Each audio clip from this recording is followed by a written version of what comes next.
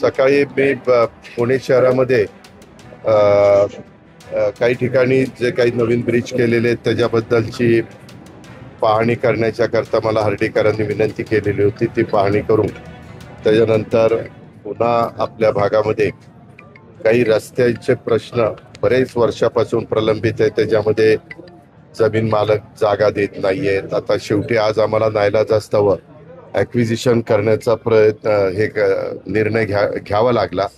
आणि आम्ही आता जिल्हाधिकाऱ्यांना सांगितलं की बाबा त्यामध्ये बऱ्याच सोसायट्या झालेल्या असल्यामुळे त्या लोकांचा जाणं येण्याचा फार प्रॉब्लेम झालेला आहे. आणि तिथं अंडरग्राऊंड ड्रेनेज पण तिथं करता येत नाही, कारण तिथं अडवण्यात आलेलं आहे.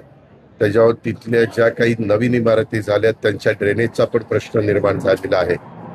तर ह्या सगळ्याच्या बद्दल आपले नवीन ज्यांच्याकडे चार्ज आहे PCMCचा ते आयुक्त हर्डीकर, नंतर कलेक्टर पुन्हा, मी आणि आम्ही सगळ्यांनी असं ठरवलेलं आहे की ते जमीन ॲक्वायर करायची, त्याच्यात कुणाचं नुकसान होऊन द्यायचं नाही, त्यांना योग्य तो मोबदला द्यायचा. आणि ते रस्ता बरेच वर्षापासून प्रलंबित असलेले तिथले 2-3 रस्ते आहेत.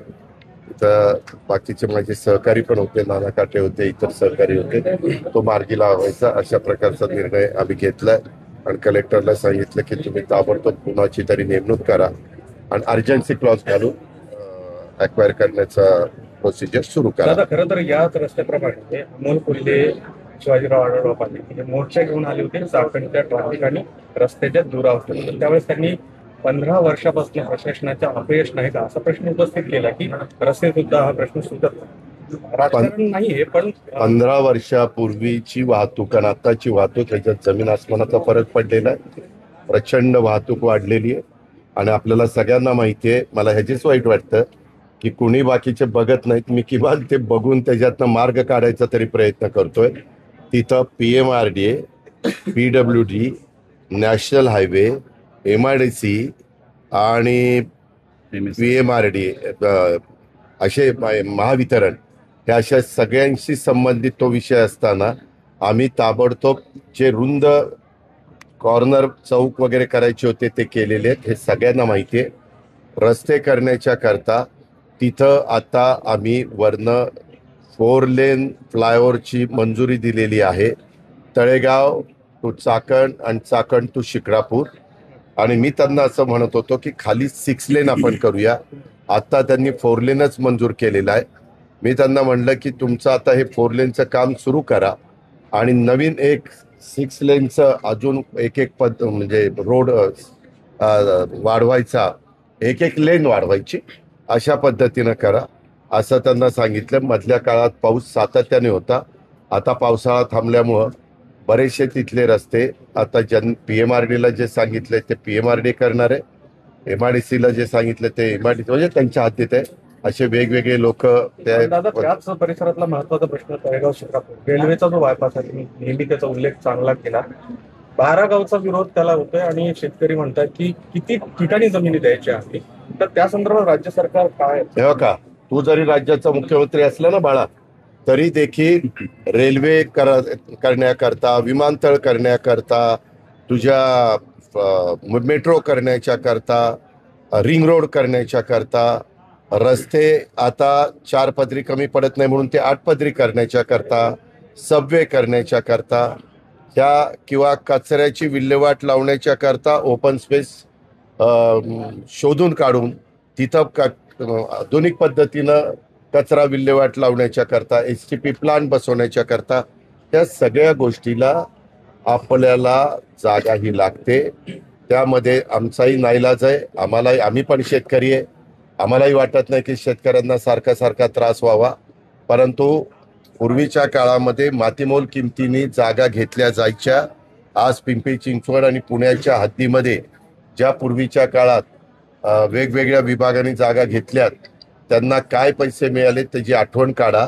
आता आम्ही किमान त्याच्या रेडी रेकनरच्या 4 पट तरी रक्कम त्या ठिकाणी देतोय, जेणेकरून नाईलाजास्तव त्यांना ती जागा दिल्यावर त्यांचं त्या पैशातनं दुसरीकडे काही ना काही त्याला गुंतवणूक करता आली पाहिजे किंवा व्यवसाय सुरू करता आला पाहिजे किंवा जमीन घ्यायची असेल तर त्याने जमीन घ्यावी. अशा पद्धतीनं आम्ही चाललेलो आहे. हे म्हणणं फार सोपं आहे, की बाबा हे सारखी सारखी का घेता, आणि मग करायचं कुठं? हवेत तर काही सगळ्या गोष्टी करता येत नाही. तर माजी नगरसेवकांना सुद्धा आज रांगेत येऊन खरं तर आपल्या माजी एकाने नगरसेवकांना सुद्धा आपल्याकडं दाद मागावी लागली आज. अनेक माजी एक मिनिट, नगरसेवक मधी जर 4 वर्ष ते नगरसेवकच नव्हते, तू 4 वर्ष जर पत्रकारच राहिला नाही तर तू प्रश्न विचारू शकतो? नाही विचारू शकत ना, कारण तू पत्रकारच नव्हता. तसं ते नगरसेवकच नव्हते. काय होतं, मी बोललं ना की तुम्हाला माझं तो शब्द खटकतो, पण आपण पण बोलताना विचारपूर्वक, ते कंटिन्यू नगरसेवक असते आणि निवडणूक लागली असती आणि त्यांनी माझ्याकडे काही आणलं असतं तर तुझ्या म्हणण्याला तथ्य आहे. परंतु आता तुझ्या म्हणण्याला अजिबात तथ्य नाही. त्यामध्ये गेले 4 वर्ष सगळेजण प्रयत्न करतात, पण सुप्रीम कोर्टामध्ये एक मिनिट मी निघून जाईल. माझ्या प्रश्नाला तुम्ही प्रश्न विचारल्यानंतर उत्तर देणं माझं कर्तव्य आहे. त्यामध्ये आम्ही सुप्रीम कोर्टापर्यंत सगळे गेलो, अनेक राजकीय पक्ष देखील कोर्टात गेले. त्या काळामध्ये ज्यावेळेस निवडणुका जाहीर झाल्या त्यावेळेस ओबीसी घटक आहे हा संख्येने 53% आणि 450 समाज त्याच्यामध्ये मोडतो, आणि यांना सगळ्यांना प्रतिनिधित्व मिळत नव्हतं. पुरुषांनाही मिळत नव्हतं, स्त्रियांना मिळत नव्हतं. फक्त SC आणि ST यांनाच, पुरुष स्त्रियांना आणि ओपन मधल्यांना मिळत होतं. त्यावेळेस उद्धव ठाकरे साहेब मुख्यमंत्री होते आणि त्यांच्या मंत्रिमंडळामध्ये विषय झाला की असं करून आपल्याला चालणार नाही, वेळ पडली तर आपल्याला हायकोर्टाचे, सुप्रीम कोर्टाचे दाद मागावी लागेल आणि त्यांच्या लक्षात आणून द्यावं लागेल की बाबा हा ओबीसींच्यावर अन्याय आहे, आणि म्हणून ह्याला विलंब झाला. मध्ये मग लोकसभा झाली, त्याच्यानंतर विधानसभा झाली, अशा या सतत गोष्टी होत गेल्या. त्याच्यामुळं जे ताण आहे तो ताण एकट्या खासदारावर आला, एकट्या आमदारांच्यावर आला. कारण नगरसेवक म्हणल्यानंतर आता इथं 128 नगरसेविका असतात आणि 5 काहीतरी स्वीकृत, असे 132-33 पर्यंत जातं. आता 133 लोकांनी ह्या शहरामध्ये आपापल्या वॉर्डात लक्ष देणं आणि 3 आमदारांनी लक्ष देणं, ह्याच्यात जमीन आसमानाचा फरक आहे. आणि अधिकाऱ्यांना अधिकार जरी असला तरी शेवटी ते अधिकारी आहेत, त्यांच्या बदल्या होतात. आता आपल्या इथले शेखर सिंग आयुक्त होते, त्यांची बदली झाली. ते कुंभमेळ्याच्या निमित्तानं राज्याच्या प्रमुखांनी त्यांना नाशिकमध्ये घेतलं. आता इथं नवीन द्यायचं होतं, परंतु ज्यांना माहिती आहे, पूर्वी काम केलेलं आहे, त्या श्रावण हर्डीकरांच्याकडे चार्ज दिलाय. कारण बऱ्याच जणांना आता बिहारची जी निवडणूक लागलेली आहे तिथं त्यांना पोस्टिंग देण्यात आलेली आहे. पोस्टिंग देण्यात आले म्हणजे जबाबदारी देण्यात आलेली आहे, आणि त्याच्यामुळे ते तिकडं जात आहेत. आता इथं त्यांच्यावर मेट्रोची पण जबाबदारी आहे आणि ह्याची पण जबाबदारी आहे, पण ती काही काळाकरता, उद्याच्याला निवडणुका संपल्यानंतर नवीन आयुक्त हा मुख्यमंत्र्यांच्याकडनं आमच्याकडनं दिला जाईल. म्हणत होतो की 50,000 मतदार जे आहेत ते बाहेरचे आहेत, अशी गंभीर तक्रार तुमच्याकडे आता आली आहे आणि 53 का 56 असं काहीतरी हजार. तर त्या संदर्भात काय सूचना दिल्या आणि हे गंभीर नाही, ती सूचना मी देऊ शकत नाही. तो निवडणूक आयोगाचा अधिकार आहे. त्याच्यात जिल्हाधिकाऱ्यांनी त्यांना असं सांगितलं की असा गठ्ठा देऊन चालणार नाही. उद्याच्याला त्या गठ्ठ्या त्यांचं ऐकून जर कमी केले आणि त्या गठ्ठ्यातले काही लोक 2 दुबार ठिकाणी मतदार नसतील तर त्यांच्यावर पण अन्यायकारक होईल. तर त्यांनी सांगितलं तुम्ही इंडिव्हिज्युअल प्रत्येकाचं द्या की आम्ही इथं स्वतः शोधलं, ही व्यक्ती इथं नाहीये ती शिरूरला आहे, ही व्यक्ती इथं नाहीये ती बाहेर आणखीन मावळला आहे, ती मुळशीला आहे, असं जे काही असेल ते त्यांना लक्षात आणून द्यावं. त्याच्या संदर्भामध्ये ते म्हणाले की आम्ही ते तपासू आणि त्याबद्दलचं जे निवडणूक आयोगाने किंवा निर्णय अधिकाऱ्यांनी काही सूचना दिल्या असतील त्या पद्धतीने, कारण त्यांना स्वायत्तता आहे, त्याच्यामुळे त्यांच्या कामामध्ये काही बोलण्याचा आम्हाला अधिकार नाही. आम्हाला एवढा अधिकार आहे की निवडणुका पारदर्शक झाल्या पाहिजे, त्याच्यामध्ये सगळ्यांची कुठेही विश्वासार्हता कमी होता कामा नये. ही जी काही आपल्या महाराष्ट्राची परंपरा आहे ती जपली गेली पाहिजे. आमदार जगतापांच्याशी काही बोलणं झालं आपलं कशाबद्दल? वक्तव्य जे केलेलं होतं त्या अनुषंगाने काल मी त्याच्याबद्दल कालच मुंबईमध्ये सांगितलं. पुन्हा तुम्ही तोच मुद्दा काढता. काल आम्ही त्यांना परवा दिवशी नोटीस दिलेली पण तुम्ही दाखवली आणि त्या नोटिसीला ते उत्तर देतील. ते उत्तर काय येतंय ते बघून पुढचा निर्णय घेतला. विरोधी पक्षाकडून आज निवडणूक आयोगाची भेट घेण्यात आली, त्यामध्ये निवडणूक रद्द करण्याची मागणी त्यांच्याकडून करण्यात आली. राज ठाकरेंनी एक सवाल त्यांना विचारला की 3 पक्षांसाठी तुम्ही काम करता सत्तेत. हो का? उद्याच्याला तुम्ही जरी गेला आणि त्यांना काय प्रश्न विचारायचा हा तुझा अधिकार आहे. संविधानाने तो तुला दिलाय, मला दिलाय, सगळ्यांना दिलाय. त्याच्यामुळं त्यांनी प्रत्येकाने ज्याला कुणाला वाटतं त्यांनी जावं, त्यांना प्रश्न विचारावेत आणि त्यांच्या शंकेचं समाधान करून घ्यावं, निरसन करून घ्यावं. सुशीलकुमार शिंदे साहेब म्हणालेत की माओवाद इतक्यात संपेल असं मला वाटत नाही, अशी भीती व्यक्त जे आहेत ते माझी ते केंद्रीय देशाचे गृहमंत्री होते एकेकाळी. तो त्यावेळेसची परिस्थिती लक्षामध्ये घेऊन त्यांनी कदाचित ते वक्तव्य केलं असेल. तो त्यांचा अधिकार आहे. ते राज्याचे एकेकाळचे मुख्यमंत्री होते, एकेकाळीचे गृहमंत्री होते. पण मी आपल्याला स्पष्ट सांगतो की आपल्या गडचिरोलीच्या परिसरामध्ये जो नक्षलवाद होता तो बराचसा आटोक्यात आलेला आहे. बरेच जण सरेंडर झालेले. तिथं आज करोडो रुपयाची इंडस्ट्री लागलेली आहे. तिथल्या अनेक मुलांना मुलींना रोजगार निर्माण झालेला आहे. तिथं रोडची कामं चाललेली आहेत. तिथं आता लवकरच विमानतळ होऊ पाहत आहे. आणि तिथं ज्या पद्धतीनं आपल्याला खनिज मिळालेलं आहे, माईन ज्याला आपण म्हणतो, ते इतक्या मोठ्या प्रमाणावर मिळालेलं आहे की त्याच्यातून सगळं तिथलं चित्र बदलून जाणार आहे. नंबर 1चं स्टील तयार करण्याच्या करता ज्या खनिज लागतं ते मटेरियल, रॉ मटेरियल त्याला आपण म्हणू, ते रॉ मटेरियल फार मोठ्या प्रमाणावर तिथं मिळाले. मी 2दा तिथं गेलो होतो.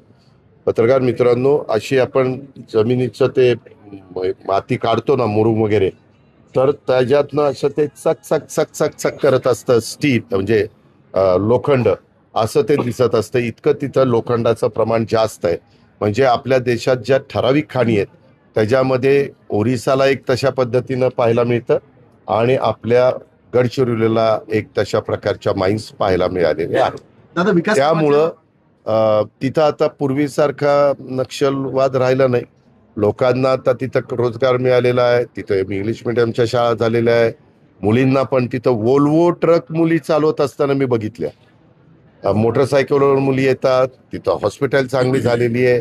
तिथं आपल्याच इथे एकेकाळी असणारे संदीप पाटील हे तिथं आयजी म्हणून काम करतायत आणि त्यांचं चांगलं काम चाललंय. दादा, विकास कामाच्या नावावर शेखरसिंह 22,000 कोटी रुपयाचं कर्जाचं डोंगर करून गेले अशी चर्चा रंगत आहे शहरामध्ये. चौकशी मी त्याच्यामध्ये आज सकाळी त्या पुलाचं काम झाल्यानंतर येताना माझ्यावर हर्डीकर होते. हर्डीकरांना म्हणलं की अशा प्रकारची दबक्या आवाजात चर्चा चाललेली आहे. फॅक्ट काय आहे? कारण मी पण ह्या शहराचं 25 वर्ष पत्रकार मित्रांनो बघितलं, प्रतिनिधित्व केलं. मी कधीही या शहरावर 1 रुपया देखील कर्ज होऊन दिलं नाही.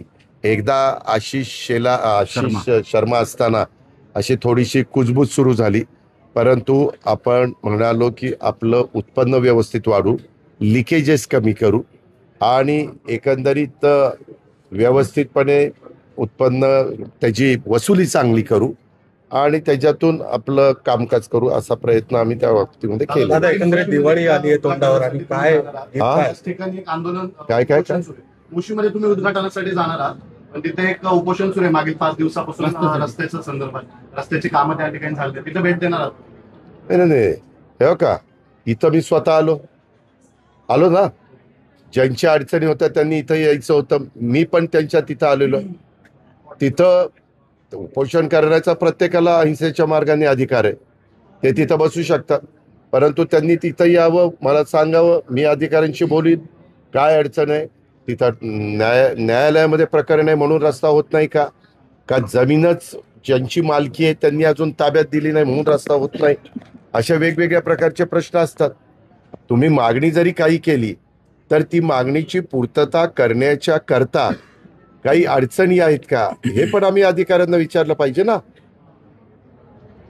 सगळ्या गोष्टी विचारूनच आपण ती कामाचा निपटारा करण्याचा प्रयत्न करतो. बाबासाहेब पाटलांनी पालकमंत्रीपदाचा राजीनामा दिला, काय नक्की कारण?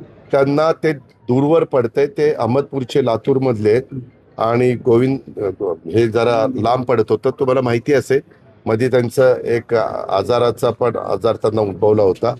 तब्येत पण ते बरेच दिवस ॲडमिट होते लीलावतीला आणि त्याच्यामुळं थोडंसं तब्येतीचं कारण आणि असलं पाहिजे आणि म्हणून तिथं मग मी मुख्यमंत्र्यांना विनंती केली की बाबा तिथं ते नको म्हणतायत तर निलय इंद्रनील नाईकला राज्यमंत्री येतो आमचा, तर त्यांना ती जबाबदारी द्या. तर ते सीएम साहेबांचा अधिकारी, शेवटी कुणाला तर जबाबदारी एकंदरीत द्यायची. महापालिका निवडणुका बघता खरं तर मागच्या दौऱ्यातही तुम्ही अनेक ठिकाणी नागरिकांना आव्हान केले की पुन्हा एकदा सगळी द्या, कामं चांगली झाली होती. मी तर आवाहन करायचं नाही का? अगदी करताय, पण राष्ट्रवादी वेगळी लढेल का असं एकत्र लढेल या संदर्भात आम्ही जसं महाविकास आघाडीमध्ये काम करत असताना महाविकास आघाडी स्थानिक स्वराज्य संस्थांमध्ये असावी असा प्रयत्न त्या काळात करायचो, तसं महायुतीमध्ये आता आम्ही आहोत. तर महायुती वेगवेगळ्या ठिकाणी तिनं स्थानिक स्वराज्य संस्थांमध्ये काम करावं अशी आमची अपेक्षा आहे. शेवटी जनतेचा कौल महत्त्वाचा असतो. आणि मी ह्या भागातल्या लोकांनी 1992 ते 2017 माझ्या नेतृत्वाखाली किंवा मार्गदर्शनाखाली जे काम माझ्या त्यावेळेसच्या टीमने केलं, मग ते महापौर, उपमहापौर, स्टँडिंग कमिटी चेअरमन, त्यावेळेस PCMT होती त्याचे चेअरमन, सभागृह नेता, अशा अनेक मान्यवरांनी केलं. त्यावेळेस तर बरेच वर्ष विरोधी पक्ष नेता कोण असावं ते पण मीच ठरवायचो आणि त्या पद्धतीनं आम्ही करायचो, अर्थात त्यांना विश्वासात घेऊन, कारण लोकशाही आहे. आणि खेळीमेळीच्या वातावरणात आम्ही कधी असं टोकाचं हे केलं नाही, कारण विरोधी पक्षाचा नगरसेवक असला तरी तो त्या भागाचं प्रतिनिधित्व करतो, तिथलेही प्रश्न सुटले पाहिजेत, शहराचा पण सर्वांगीण विकास झाला पाहिजे, आणि तो करण्याचा मनापासूनचा मी आणि माझ्या टीमनी प्रयत्न केला. बामास्केटचं पाणी मंजूर केलं, आपलं पावनाचं बंद पाईपलाईनचं पण त्याच्यात किती राजकारण झालं तुम्ही बघितलं, पण स्वच्छ चांगलं पाणी मिळावं. आंध्र प्रकल्पाचा पण बद्दल आपण विचार करतोय, कारण ज्या प्रकारे लोकसंख्या वाढतीये त्यावेळेस सकाळी मी नागरिकर चर्चा करत होतो की आता एकट्या पवनेचं पाणी आपल्या पिंपरी चिंचवडची वाढले झाली झपाट्याने झालेली वाढ लक्षामध्ये घेता ते पुरणार नाही. पुढं आपल्याला टाटाच्या पण काही धरणातलं पाणी घ्यावं लागेल.